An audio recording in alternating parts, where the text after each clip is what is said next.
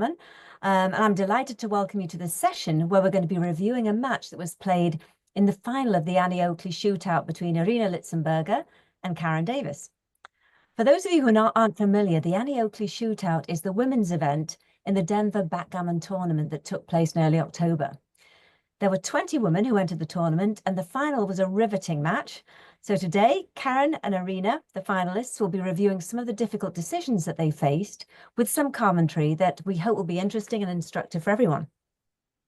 This session can also serve as an example of how to review an XG file for yourself. So don't only look at the decisions that you got wrong, but review difficult decisions that you got right. Give yourself a pat on the back, and hopefully you do the same thing again next time.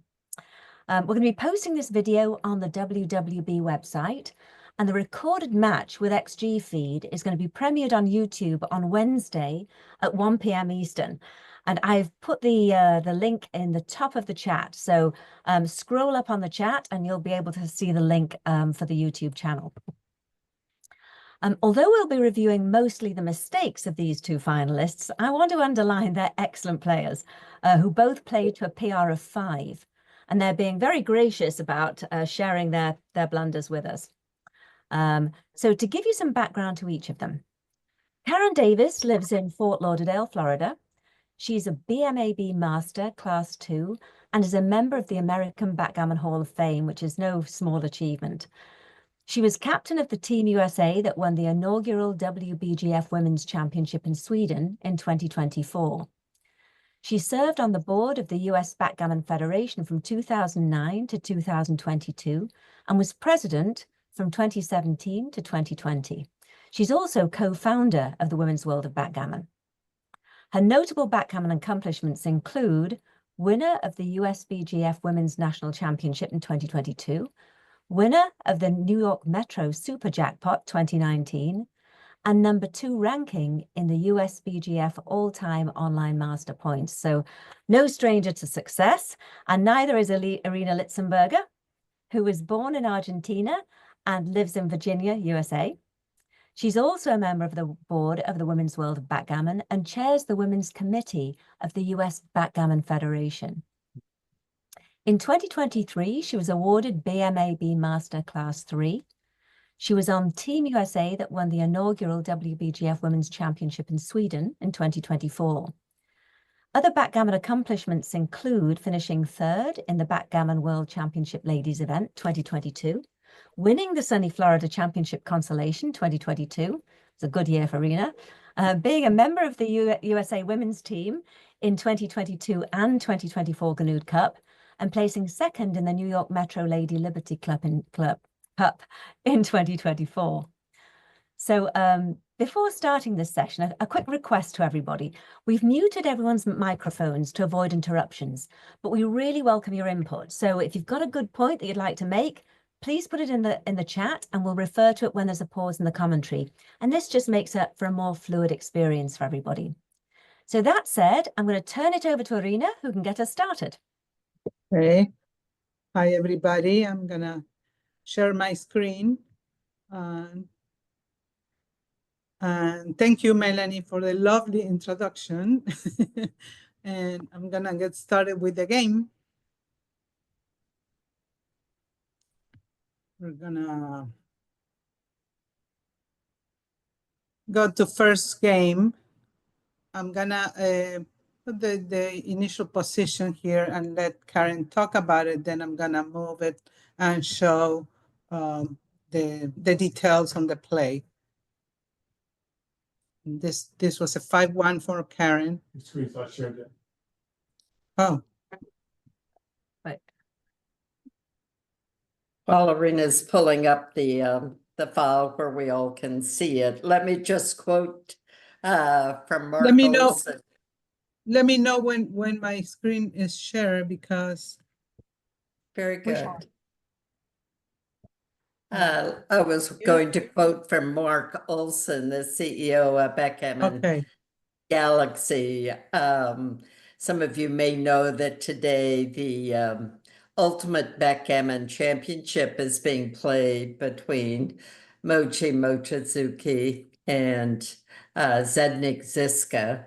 And Mark Olson said, the best way to learn is to study your own blunders. So it takes a certain amount of courage for us to review our blunders with you, but it definitely is the best way to learn. So Women's World of Backgammon has been pleased to assist in many cases with recording matches from Women's Cup events and American Backgammon tournaments, and the whole purpose of that is to encourage players to go through the match file, find their blunders, understand why they made them, and how they can avoid them in the future.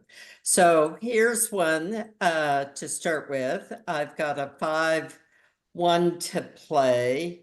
I'm yellow on Irina's screen. Obviously, I looked at several plays. Going 8-2, I didn't like because that passed the 5 point that I really wanted to make.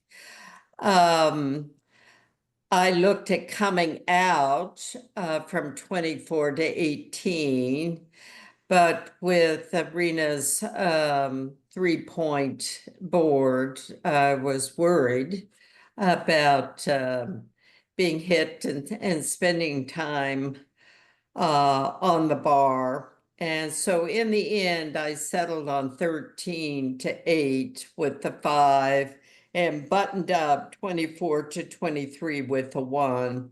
Not so much to protect it, but for lack of anything else. What I didn't do was look at the right play, which you see here, which was making the 1 point, going 6-1, 2-1, and pointing on Irina's blot on the 1 point.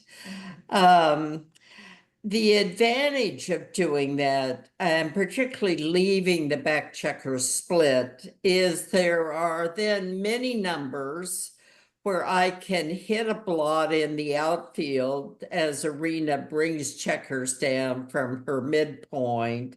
I can also potentially make the 21 point and get an anchor there. I could potentially make the 18 point, getting an anchor there, or I can escape.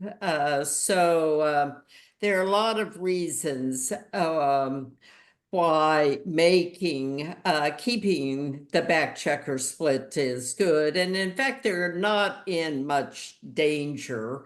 There are only 8, Irina only has 8 checkers in the zone to attack me. She's stripped. She doesn't want to give up any of these points. So it's a case really of overlooking the best play, which often happens when you're not playing slowly enough or you're playing too quickly. Yeah. And so after that, we have this cube decision for me. I don't remember exactly whether I counted the raise over the board or not. And usually, probably I waited to safety the blot on the 18 point to even consider a cube, when in reality, I mean, just Karen having the back anchor, it's very weak. I should have double and pass. And often I also get a little greedy and I want for too good when it's on double. And in this case, that led me to miss a series of 7 cubes, which you're gonna see here. This is the first one, and it continues. Some are smaller because they're probably closer to good. And it ends up like being a blunder again here in move 13, and not recognizing that I don't win a lot of gammons within this position, and therefore I should have double and and a pass. And so that was big blunders for me. Game 2, we have a double 5 for me.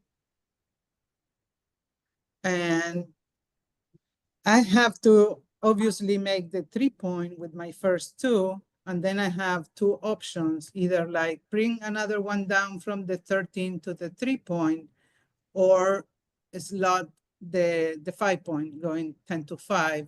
And I opted for the worst play, which is adding an extra checker that is not of much use on the 3-point.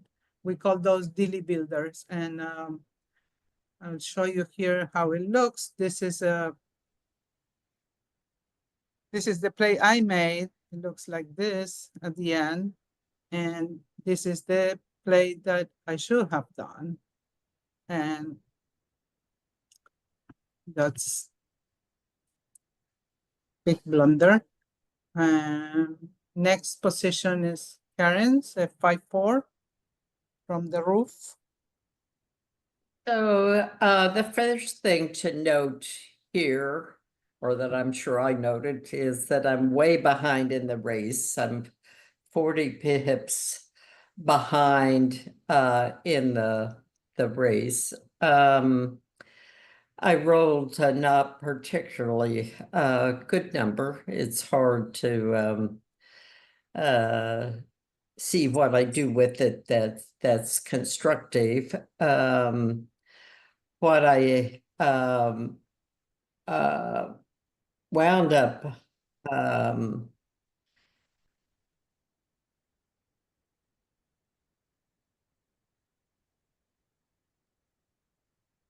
trying so again yellow, and with I'm on the bar, so obviously I've got to come in with a 20. And then I feel like my main liability are all these checkers back there on the 24 points. So I think I probably pretty quickly made the 20, relieved to be able to get those back checkers moving. I don't know that I gave a lot of thought to other plays. It turns out the right play is coming in with the 5 and hitting Irina's checker on my 9 with the 4. So generating, not making the anchor, and generating all of these blots. So that seems very dangerous, but to think about the positives of it, I bring another checker into the zone, so that gives me 10 checkers. It sends a checker of hers back on the bar.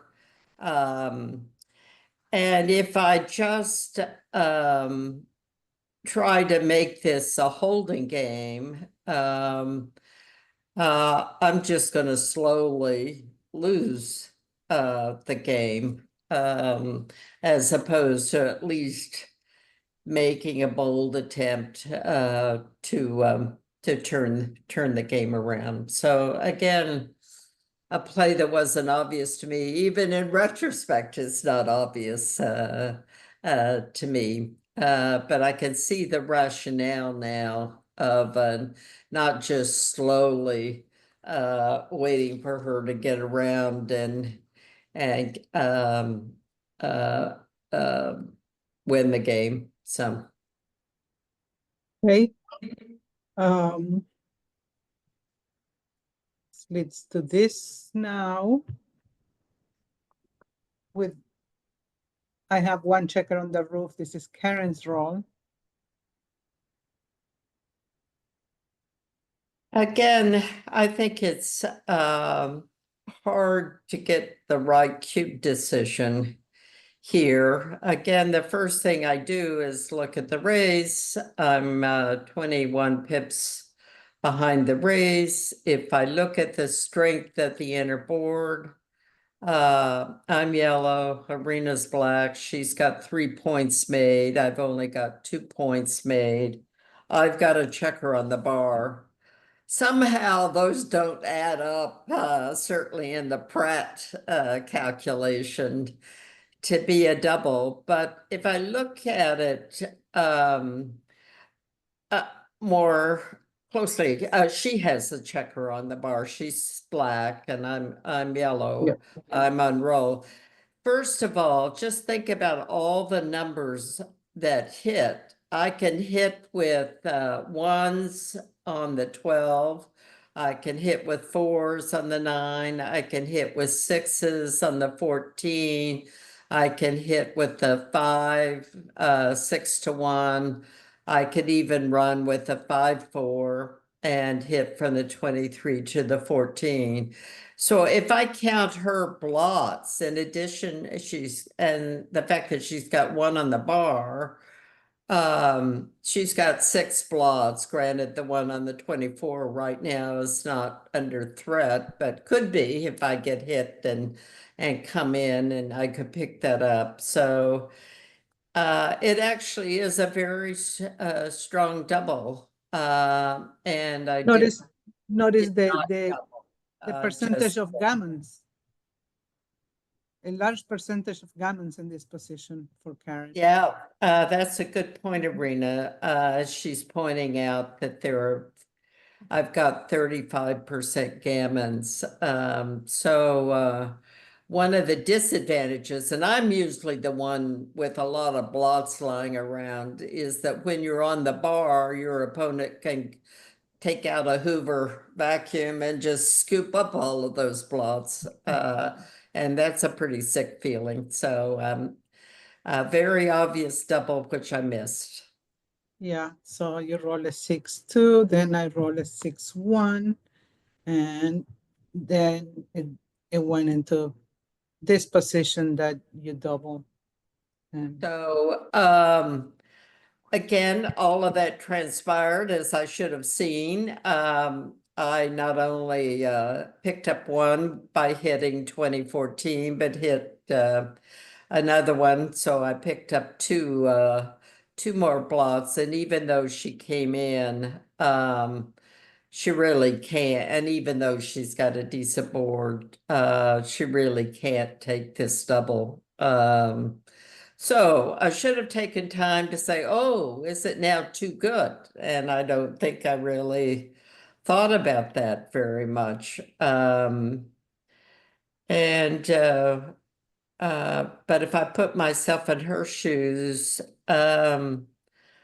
I would be relieved to get out of this with just dropping a 1 cube rather than potentially losing a gammon and 2 points with that. yeah, so we got game 3 was very short and nothing to really. And then game 4, 3-1 for Karen. You know, this was just an oversight or playing too fast. You know, it seems obvious to me now that the best thing to do with the 3-1 is to slot the back of the prime and move 13 to 9. But instead, I did 13, 10 and 8 to 7. I don't know, maybe I didn't like having the extra builder on the 8 and would rather have it on the 7 or 6 and just automatically moved it up, because then I could use both the checker on the 8 and the checker on the 7 to make the 3-point. But if I bring it to the 9, I can still use that as a builder to make the 3-point. And more importantly, there are numbers like another 1, 3 or double 2s or any 4 that let me complete a 6 prime. And there's no better feeling than having a 6-point prime. And there it was within my grasp if I had just taken the time to see it. Yep. This, I rolled it 3-3 after that. And this is actually, usually it is easier to learn from the blunders first because they hurt a lot more than the right things. But, you know, it makes us proud when we find good plays. And this, I think, is a good play. I'm proud of myself for this. Might be easy for other people. For me, you know, I get happy when I make good plays. So here, for me, recognizing that I don't have the time for do anything else but attack, and hoping that my attack can be strong enough to have the time to escape that blood that I have on the 24 point. So 8-2 with 2 checkers was my play, and it was the right play. If you know, making the 1 point made, it leads to that my game plan is blitzing. So that's exactly what I did. And anything else is really bad. So that makes me think that it's probably an easy play, but I was proud of making it anyway. So. I was surprised that was such a big blunder, the second move. That's congratulations, Irina. I think it's a brilliant play. It's just so automatic to go 13-7. Yeah. I think it really took some insight to figure out that. And then the couple of moves that follow that, Karen gets a 3-2 and I get a 2-1. And again, I do make that's the final move, but this 2-1 from here, you know, initially like one wants to step to the edge of the prime, and that is tempting, you know, I could do that, but you know, and then I could be under Karen's attack. So when you blitz, that's what I was told. So I blitz. And let's see what's next. It's Karen's roll. Okay, so now I've got 2 of her checkers behind a 5 prime, and they're not at the edge, and I'm shooting at another block on the 21, or you know, even failing to hit that, a lot of numbers escape, or continue to build my prime. So I'm obviously in the upper hand. Again, when I look at the race is pretty even. But I'm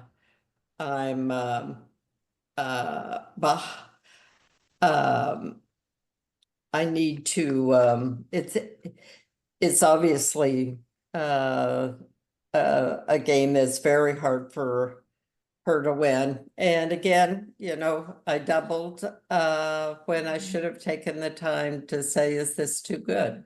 So every time we should think, is this a double?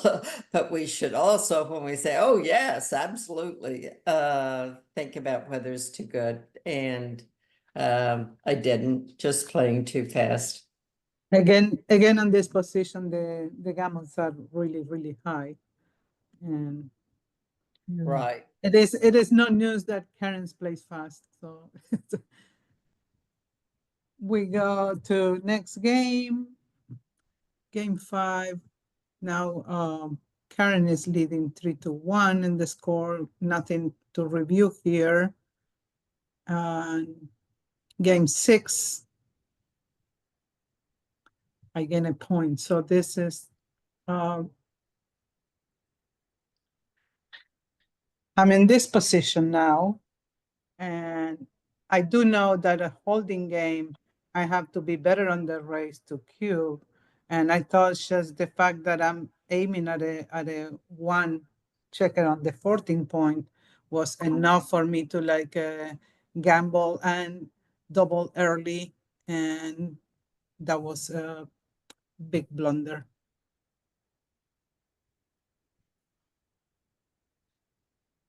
This is 149 blunder to double this. Now, to me, in taking it,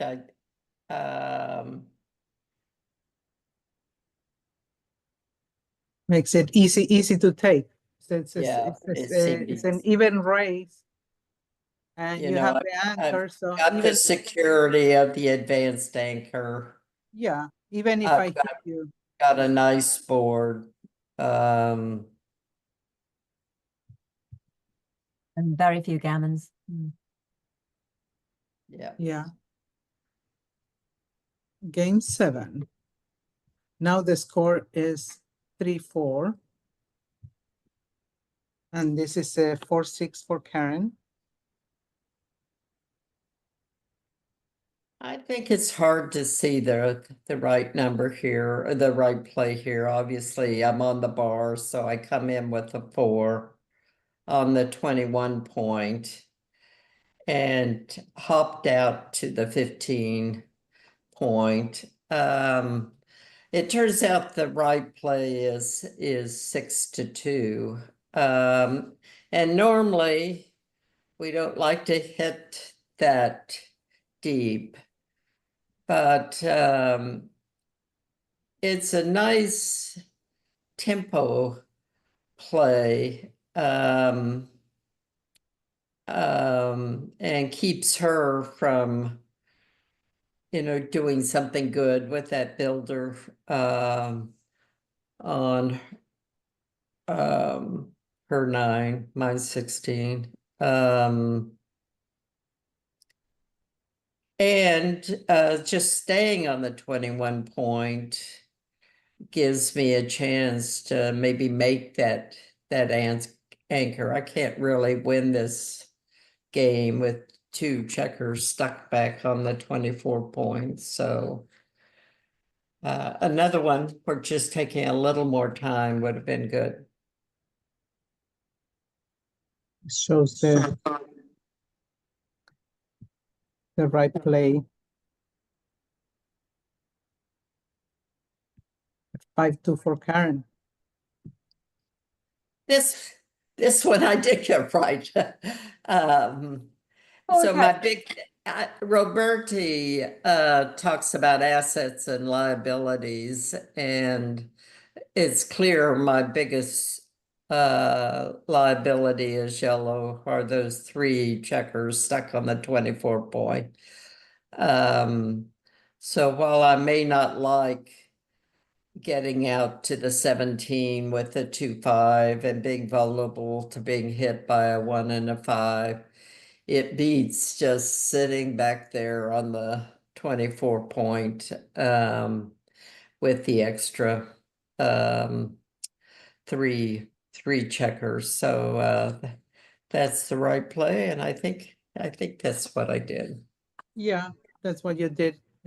It's also like, while I have the open spaces, is better for you to run.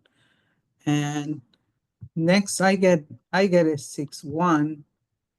And funny thing is, like, even after seeing the analysis on this play, it's not that it's not clear, but I can see myself making these mistakes or blunders, and they're more than mistakes, in the future, because for me it's kind of like an instinct, that I need to hit the blot on the A point.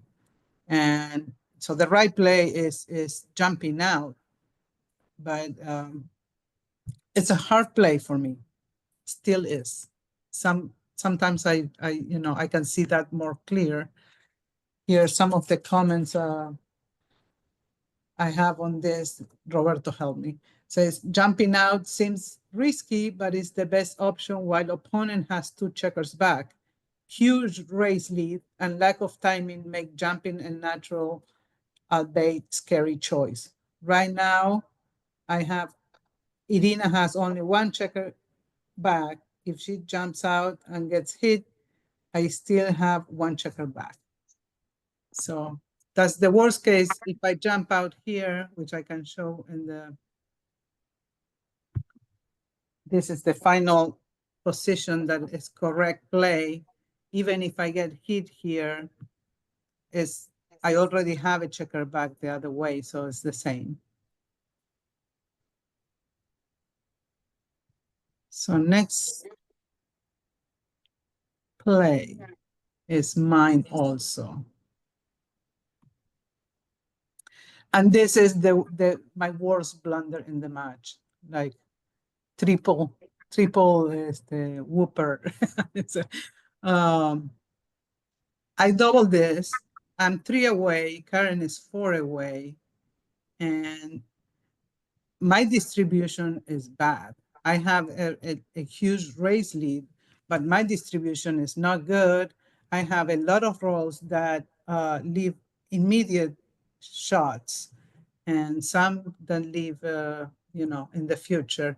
I can show this dice distribution here that shows like all these red numbers are really bad rolls for me. And, I could face a 4 cube. Karen is 4 away, so the double is just really bad. It's a 447 blunder. Score dictates that one should not double as early with so much contact. The extra checker on the 2 point is especially damaging to the position. Checker distribution, not good. And I have several rows that leave shots. Opponent has anchor and recue power. Okay, next one. 5-4 for Karen. So I think that's post the play, if you could do the initial. Yeah, sorry about that. Here we are. So here's a 5-4. And again, you think, oh my, 22-13, isn't that nice? Triple hop out there and be safe. But, it's abandoning the 2 checkers back there on the 24 point, and I don't have the timing to pull off a 1 point game. I'm going to be crunching before that. So the right play, which obviously I didn't see, I might have thought about bringing 2 down. I know I did think about bringing 2 down, but the right play is to bring 1 down, 13-9, and then take the 5, 8-3, giving me a pretty formidable 5-point board. And you can think of the blot on the 13 point as another checker she'll pick up, or you can think about it as not making it easy for her to clear the midpoint with one checker, say something like 5-2. So again, missed a chance there to strengthen my board and give her problems and make it easy, really, for her now to come off the mid, leaving blots in the outfield, and just slowly make her board. Well, you're losing in the race a lot, so it's Right. Stay back and make your board.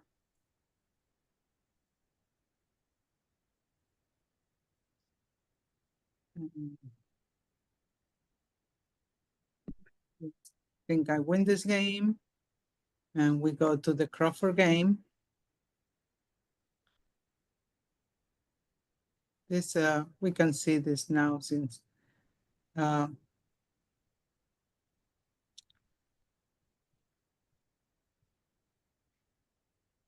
this is on final. This is on final.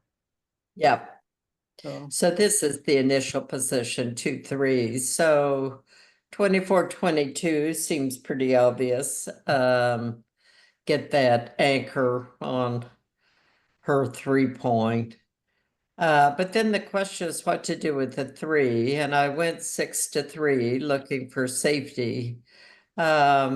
But what I should have done is go 8 to 5. So there's that big stack of 5 checkers on the 8 point. And this is a chance to at least go for trying to contain her two back checkers. If I get away with this, I'm actually looking pretty good. Actually, Too often we think about the bad things that might happen as opposed to the good things that might happen. This is how this game develops. Since it's the last game, I'm gonna like show little by little and show the last position that we have. It's coming soon.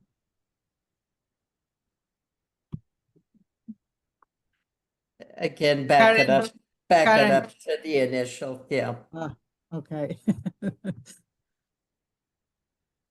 This is my first time doing this. It's difficult.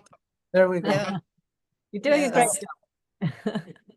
So I'm glad to be ending with this one. I agonized. You wouldn't believe how long over this play. So obviously the real question here is whether to hit with the 2. I can do the safe play 17-12.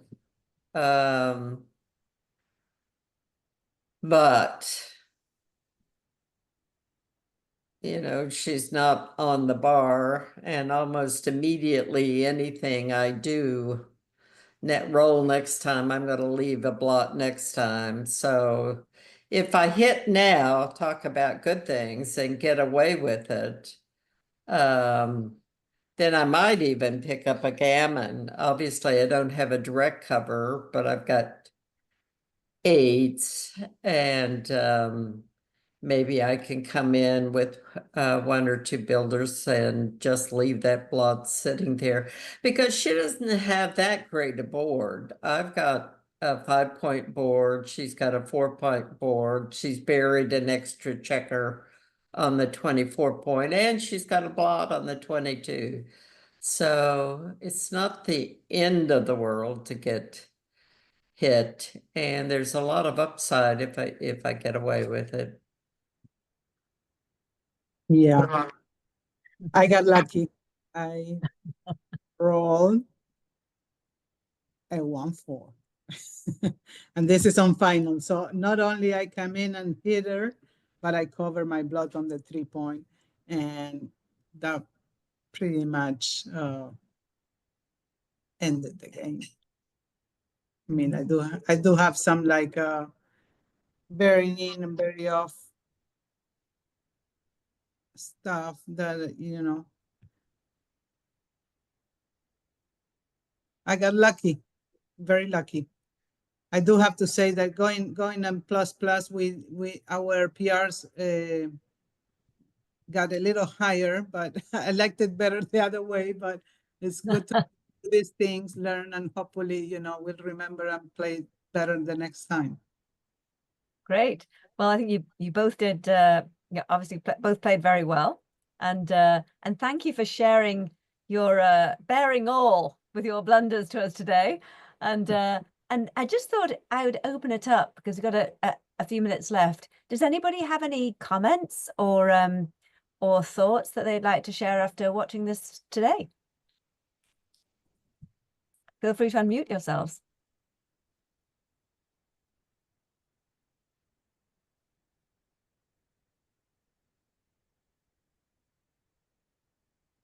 No? Yes. Kit, you're on mute if you're trying to say something. I'm trying to say something. It's Gigi. Hi, Karen. Hi, Irina. Hi, Gigi. Hi, Melanie. Hi there. You know, I find it very helpful to hear your insights, and, you know, I should have done this, but I did that, and this is why I did that, because it's really helpful for us who aren't at the same level as you guys to know that sometimes people, you know, don't make that perfect roll, but we made the roll that we thought was right. And just hearing it from both of you even is just so inspirational and lovely. And I just want to thank you both for taking the time, and Melanie for, you know, putting it together. It really is beneficial for us and gives me hope. It really does.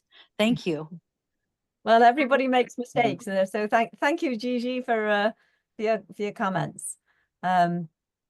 So I would like to just say that thank you to everybody for logging in to watch this today, and I hope you found it both interesting and entertaining. I said at the beginning that we're going to be posting this on the Women's World of Backgammon website, this particular video, and the recorded match with the XG feed is going to be premiered on YouTube on Wednesday at 1 p.m. Eastern on Roberto Litzenberger's channel, Cafe.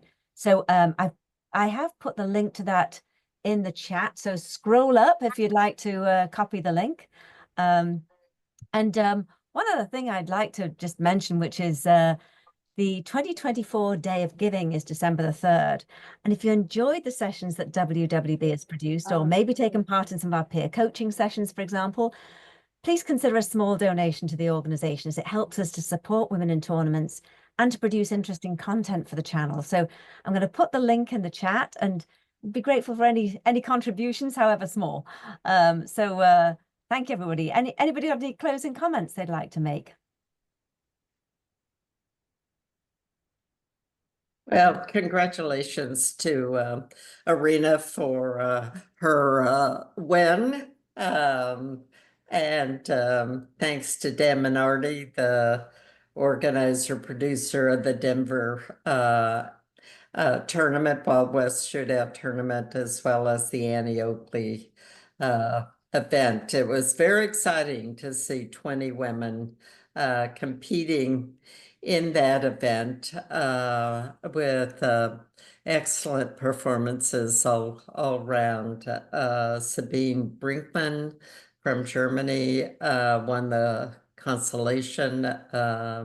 Marianne Bowen was the finalist in the consolation. So very good event that was streamed.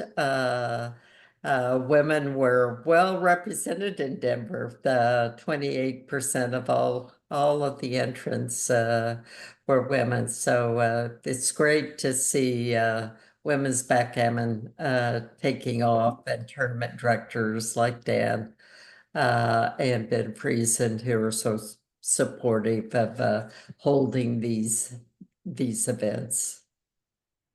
And 2025 is looking great. So we'll keep getting strong. Great. Thank you, everyone. Thanks again, everybody.